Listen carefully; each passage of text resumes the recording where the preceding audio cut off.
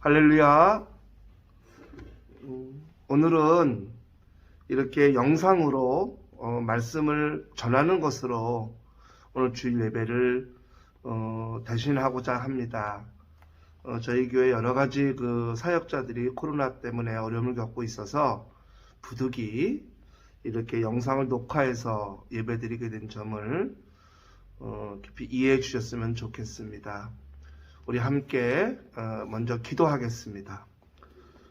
좋으신 하나님, 오늘 귀한 주일에 저희 세신교회를 불쌍히 여기시고 긍휼히 여겨주셔서 영상으로 드려주는 이 예배 가운데 하나님의 풍성하신 은혜가 임하기를 원합니다.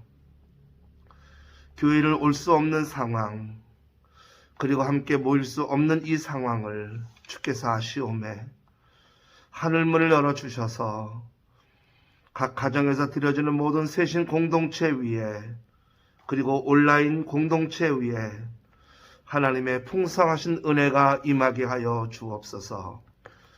성령께서 함께 하실 줄로 믿고 우리를 사랑하시는 예수님의 이름으로 기도하옵나이다. 아멘. 우리 하나님의 말씀을 함께 보도록 하겠습니다. 마가복음 10장 46절부터 52절까지의 말씀을 함께 봅니다. 마가복음 10장 46절부터 52절 말씀입니다. 그들이 여리고에 이르렀더니 예수께서 제자들과 허다한 무리와 함께 여리고에서 나가실 때에 디메오의 아들인 맹인 거지 바디메오가 길가에 앉았다가 나사렛 예수시란 말을 듣고 소리질러 이르되 다윗의 자손 예수여 나를 불쌍히 여기소서 하거늘 많은 사람이 꾸짖어 잠잠하라 하되 그가 더욱 크게 소리질러 이르되 다윗의 자손이여 나를 불쌍히 여기소서 하는지라. 예수께서 머물러 서서 그를 부르라 하시니 그들이 그 맹인을 부르며 이르되 안심하고 일어나라.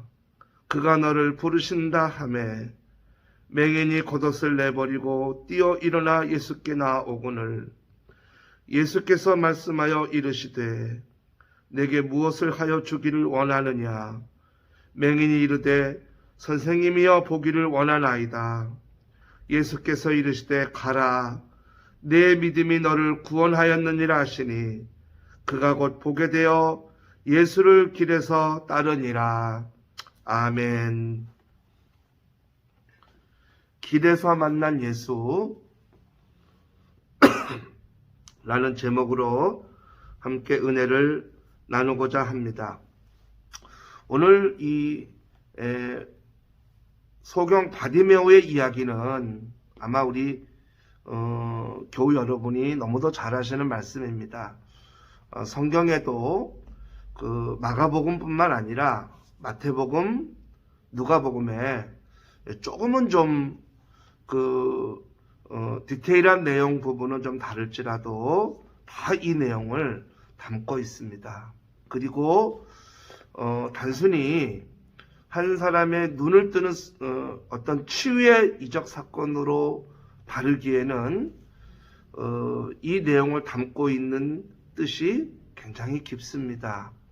무엇을 말하려고 이 바디메오가 치유받은 사건을 오늘 성경은 기록하고 있을까?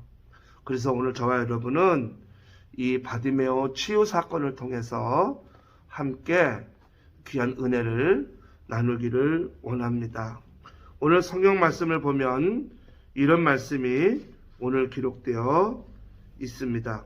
그들이 여리고에 이르렀더니 예수께서 제자들과 허다한 무리와 함께 여리고에 나가실 때 디메오의 아들인 맹인 거지 바디메오가 길가에 앉았다가, 여기 성경은 바디메오가 지금 있는 곳을 길가라고 표현합니다.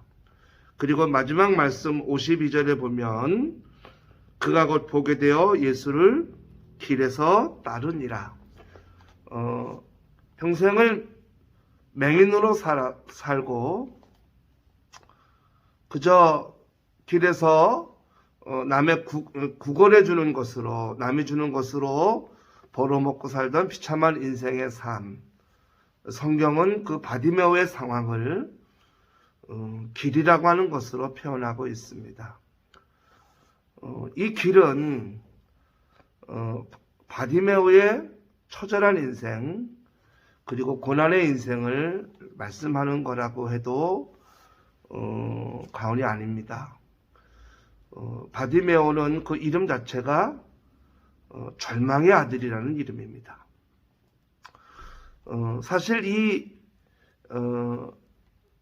여리고는 그 이름 자체가 향기의 돕, 아름다운 돕이라는 뜻이거든요.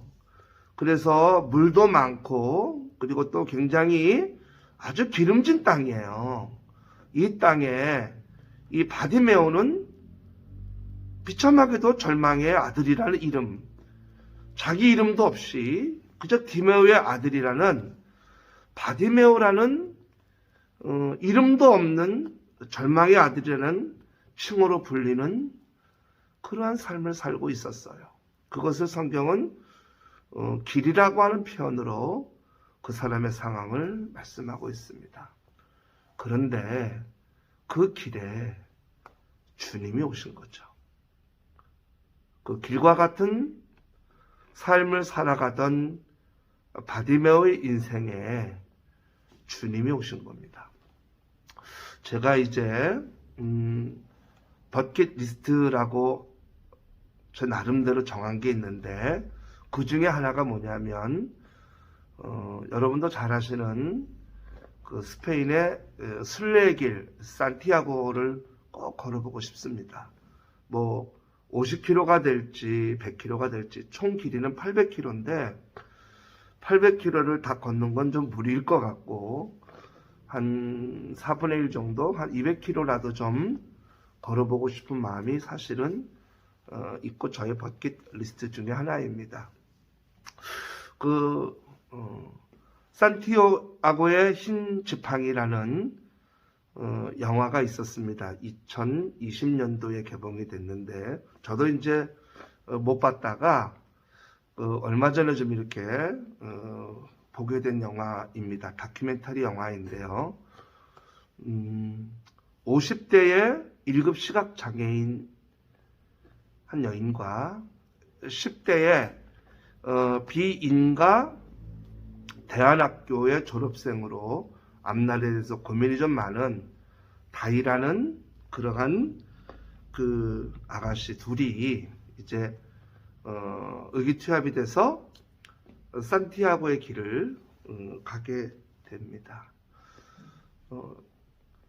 사실은 이 다이라는 학생은 혼자 가기도 버거운 길을 50대의 1급 시각 디자인을 데리고 시각 장애인을 데리고 다녀야 돼요.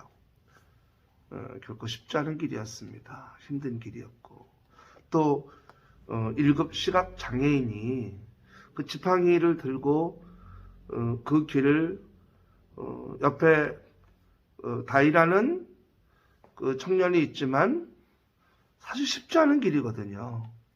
그래서 그 길을 둘이 걷는데 나중에 보면 이제 그 50대 자연이라고 하는 그 분이 꿈은 끝까지 그 성당까지 가가지고 플라멩코 춤을 추고 싶은 거예요. 근데 이제 그 길을 걸어가면서 둘이 서로 보완을 해주고 잡아주고 끌어주고 지치면 서로 격려해줘서 세상은 혼자 사는 게 아니야. 세상은 함께 사는 거야. 라고 하면서 이렇게 걸어가는 길을 담담히 그 다큐멘터리 영화로 만든 거예요. 그래서 이 영화는 어떤 감독이 이렇게 요 시나리오로 하세요라고 대본을 준 게 아니라 이 둘이 하는 대로 만들어진 영화라고 합니다. 그래서 이렇게 보다 보니까 되게 이렇게 감동이 좀 몰려왔었어요. 평생을 소경으로 살고 그 길 위의 인생이죠. 이 바디메오는 거기가 그의 일터고 거기서 돈을 벌어야 되고 길이라고 하는 곳 위에 있을 때 사람들이 그를 동정을 해줘요.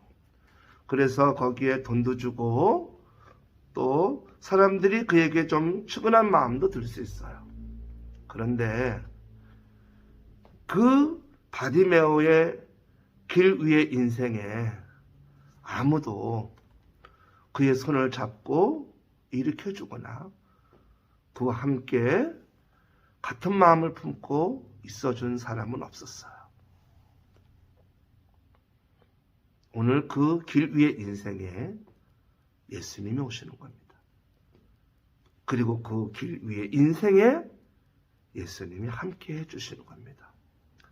그의 아픔의 자리에, 그의 삶의 현장에 주님이 오셔서 이 바디메오와 함께 이제 바디메오의 인생을 살려내는 놀라운 일을 하게 되죠. 우리가 살아가면서 때로는 내가 지금이 길 위의 인생 같아. 또 우리의 삶의 때로는 길과 같은 상황에 놓일 때도 얼마나 많은지 알 수가 없습니다.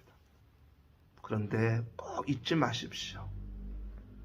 주님은 나의 그 길 위의 인생에 함께하기 위해 찾아오신다는 것을. 그 예수와 함께 걷는다면 결코 그 길 위의 인생이 결코 비참한 인생이 되지 않고 그 인생을 살려내실 거라는. 오늘 바디메오는 평생을 길 위의 인생으로 살아왔던 사람. 그 사람이 예수님이라는 분을 만나게 됩니다. 완전히 그 길 위의 인생을 벗어나게 되죠. 전혀 다른 삶을 예수님을 만나고 살아가게 됩니다.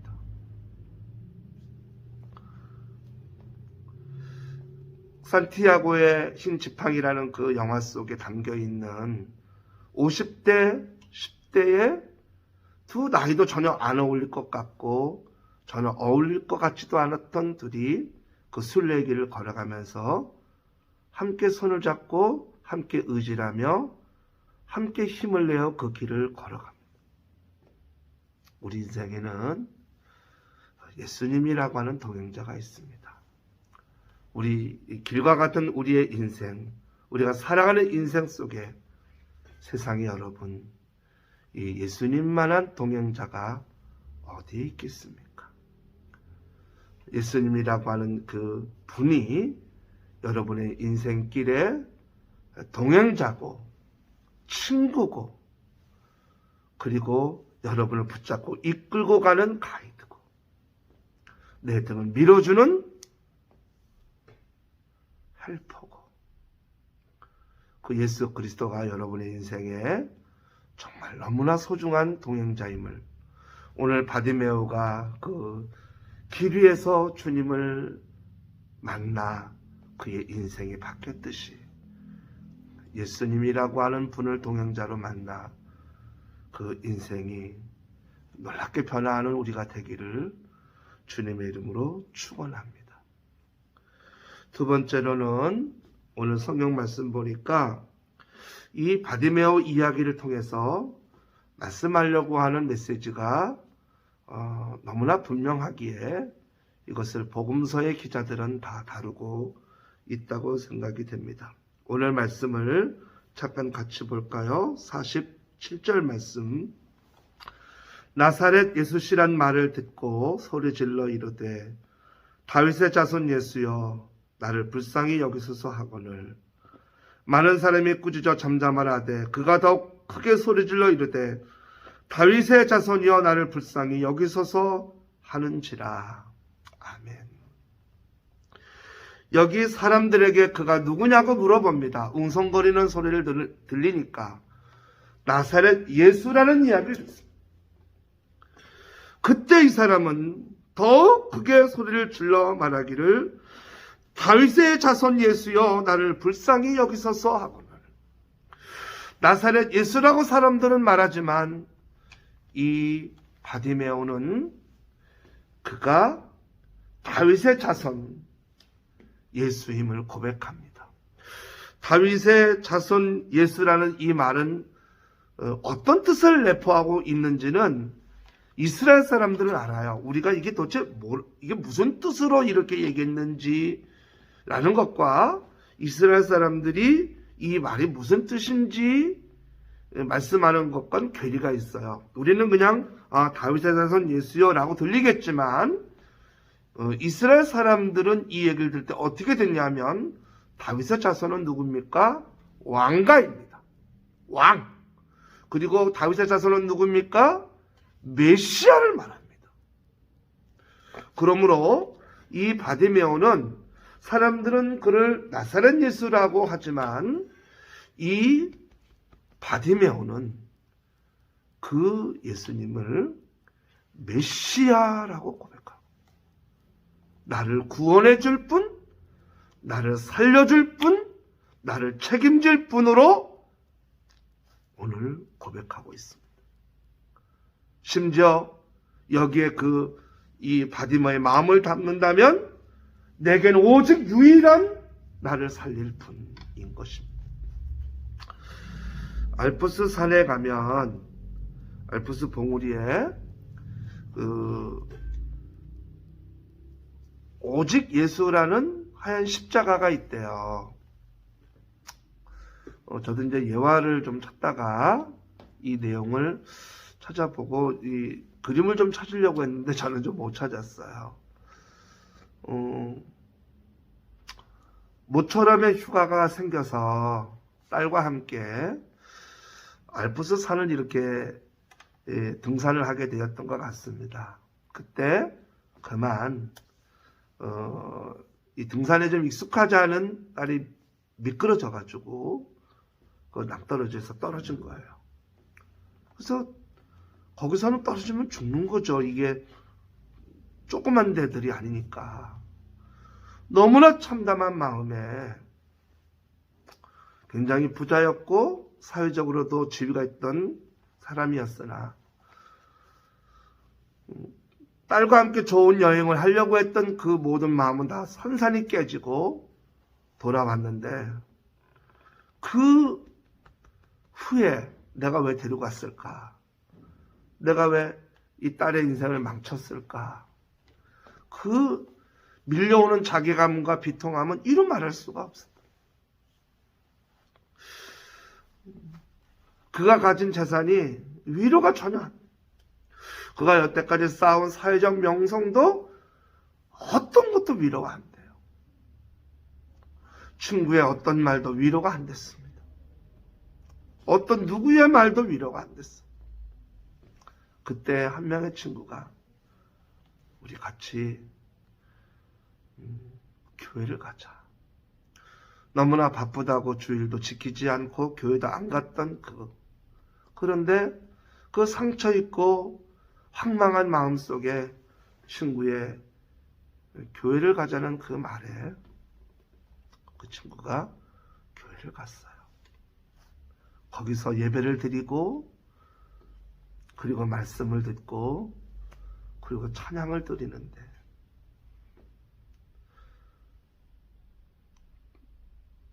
치유가 되는 거예요. 위로가 되는 거예요. 세상에 여태까지 자기가 쌓아온 어떤 것도 그의 마음에 위로가 되지 않고 전혀 치유가 안 됐는데 예수 그리스도가 하나밖에 없는 딸을 잃은 자기의 마음을 위로해 주는 거예요. 그래서 그가 많이 회복을 하고 나서 알프스 산에 자기 딸이 떨어진 그 절벽 위에 십자가를 세웠는데 많은 사람에게 이 알프스 산에 올라온 사람들에게 이분밖에 없습니다. 우리에게 위로가 되는 분은 오직 예수라는 그 십자가를 거기다가 만들어 놨대요. 오직 예수. 예수밖에 없다. 그러니까 그걸 이제 본 사람들은 그게 어떻게 해서 십자가가 되었는지, 왜 만들어졌는지를 알게 되잖아요. 딸을 잃은 이 슬픔 가운데 살아가던 그 사람이 예수로 치유받은 거죠. 오늘 이 바디메오는 사람들은 나사렛 예수라고 합니다. 똑같은 분이에요. 똑같은 분인데 나사렛 예수라고 다 얘기합니다. 나사렛 출신, 나사렛을 고향으로 둔 예수 그리스도, 나사렛에서 목수의 아들로 산 그러한 사람, 그 사람의 이름을 누구라고 하는 거예요. 그 사람이 누군지를 얘기하고 있어요. 그런데 바디메오는 진짜 그분이 누군지를 고백하고 있어요. 사람들은 그 사람들이 부르고 싶은 대로 부르는 사람이었지만 이 바디메오는 그분이 진짜 누군지를 고백하는 거예요. 바로 그 예수는 메시아인 거예요. 나를 불쌍히 여겨달라고. 나같이 비참한 삶을 살아간 내 인생에 오직 당신밖에는 나를 살릴 분이 없다고. 나를 살려달라고. 그렇게 이 바디메오가 주님에게 요청하는 거였어요. 그 두 번에 걸친 소리 질러서 불쌍히 여겨달라는 이 바디메오의 외침에 오늘 예수님께서 반응을 하십니다. 49절 말씀, 예수께서 머물러 서서 그를 부르라 하시니 그들이 그 맹인을 부르며 이르되 안심하고 일어나라, 그가 너를 부르신다 하매, 예수께서 말씀하여 이르시되 내게 무엇을 하여 주기를 원하느냐. 맹인이 이르되 선생님이여 보기를 원하나이다. 예수께서 이르시되 가라, 네 믿음이 너를 구원하였느니라.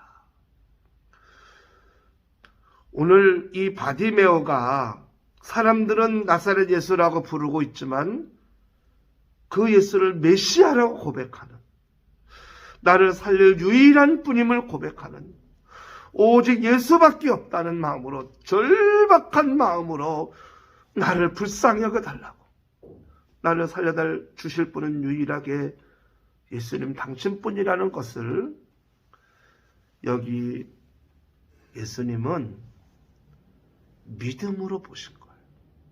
그걸 믿음으로 봤어요. 그게 믿음인 거예요. 여러분, 사랑하는 성도 여러분, 바디메오가 이 고침받은, 이 치유받은 내용은 한 사람이 예수님의 능력으로 치유받은 하나의 사건이 아니라 이건 믿음이 뭐냐를 말씀하고 있는 거예요. 믿음이란 예수 그리스도가 정확히 누군지를 고백하고 예수 그리스도 외에는 나를 구원해 주실 분이 없습니다. 예수는 외에는 나를 살려줄 분이 없습니다. 예수 당신만이 나의 메시아입니다. 예수님은 이걸 믿음으로 정의하신 거예요. 오늘 우리는 어떤가요? 그 믿음을 가지고 있나요? 춘기야, 내 믿음이 너를 구원했다. 여러분의 이름 한번 부르면서 같이 한번 해볼까요? 누구야? 내 믿음이 너를 구원했다. 시작. 춘기야, 내 믿음이 너를 구원했노라. 그걸 믿음이라고 하셨어요. 주님이 아주 딱 정의를 내려주셨어요. 이걸 믿음이라고 하는 거다. 사랑하는 성도 여러분, 그 믿음이 저와 여러분의 믿음이 되기를 간절히 축복합니다. 그 믿음을 말씀하고 싶었던 거예요. 마가는 이 바디메오라는 사람이 무엇으로 고침받았고 예수님이 믿음이라는 것은 무엇인가를 가르쳐 주려고 이 바디메오의 이야기를 마가복음에 담고 있고, 맞아, 마태가 담았고, 누가가 맞아, 이 얘기는 이 얘기하고 싶었던 거야. 그걸 담아 마태복음, 누가복음에 다 이걸 담고 있어. 오늘 마지막 말씀, 오늘 52절 말씀을 같이 읽어봅니다. 예수께서 이르시되 가라, 내 믿음이 너를 구원하였느니라 하시니 그가 곧 보게 되어 예수를 길에서 따르니라. 아멘. 오늘 이 바디메오의 이야기를 담고 있는 마태복음은 이 이야기가 있은 지 한 30년 뒤에 쓰여지게 됩니다. 마가복음도 마태복음도 누가복음도 굉장히 몇십 년 뒤에 쓰여진 서신서예요. 그러면 이 바디메오의 이야기를 오늘 마치면서 뭐라고 하냐면 그가 예수를 따랐대요. 그리고 여운을 남깁니다. 그가 예수를 따랐다. 아마도 그 뒤에 예수님, 그 이후에 제자들이 초대교회를 일으키는 사역을 할 때 아마도 이 바디메오가 엄청난 주의 길을 걸어갔길래, 엄청난 주의 복음 전하는 데 있어서, 초대교회를 일으키는 데 있어서 굉장히 많은 사역을 했다는 것을 이렇게 보여주고 있어요. 이 내용이 그가 예수를 따랐다는 것으로 바디메오의 그 뒤의 이야기를 상상하게 만들어요. 여러분, 우리가 예수를 믿었으면 예수를 믿고 엄청난 변화를 우리가 겪어야 합니다. 마르틴 루터의 이야기인데요. 루터는 예수를 제대로 믿으면 세 가지가 바뀌어야 한다. 첫째는 머리가 바뀌는 건데, 복음과 진리를 깨닫는 거다. 둘째로 가슴이 바뀌는 건데, 뜨거운 사랑과 정의감을 가지고 살아가는 거다. 세 번째로는 돈 지갑이 바뀌는 건데, 물질을 모으는 방식과 쓰는 방식이 바뀌는 거다. 머리가 바뀌고 가슴이 바뀌고 돈 지갑이 바뀌는 거. 그것이 내가 예수를 믿으면 바뀌는 거라고 마르틴 루터가 말씀했어요. 이 길 위에서 만난 예수, 오직 당신만이 나를 살릴 거라고 하는 그 고백을 주님께 믿음으로 칭찬받으면서 살아난 바디메오.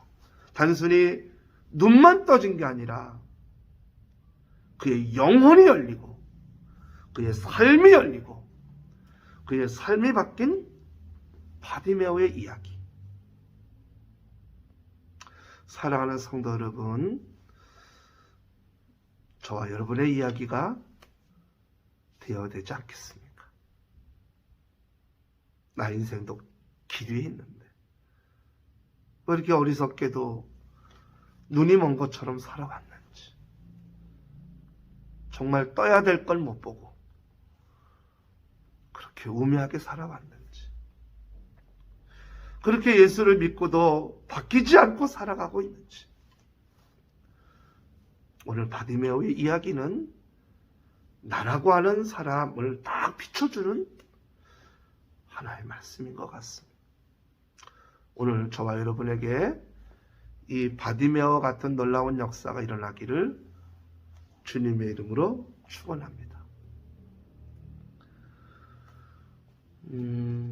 이제 헌금을 드리신 분들이 계세요. 또 이렇게 이제 온라인으로 다 봉헌하실 겁니다.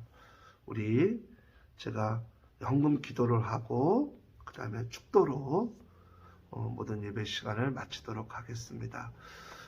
지금 예배팀도 또 저도 좀 코로나 문제가 있어서 지금 전혀 예배팀이 교회를 오지 못하고 저 혼자 교회에서 이렇게 촬영하고 있는데, 저희 교우 식구들을 위해서 많이 기도해 주셔서 다음 주에 다 기쁨으로 만날 수 있기를 기도합니다. 그리고 많이 사랑 주시고 기도해 주시고 있는 거에 큰 힘을 받고 있습니다.